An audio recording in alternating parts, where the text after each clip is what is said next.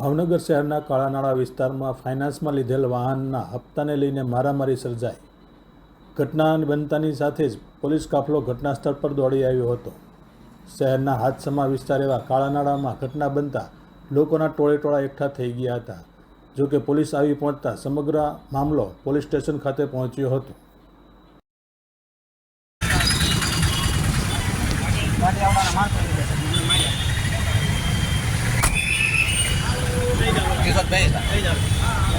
એટલે આને કાંઈ વિડીયો શૂટિંગ સિવાય કે ધંધો જ નથી કરવાનો નથી ભાઈ.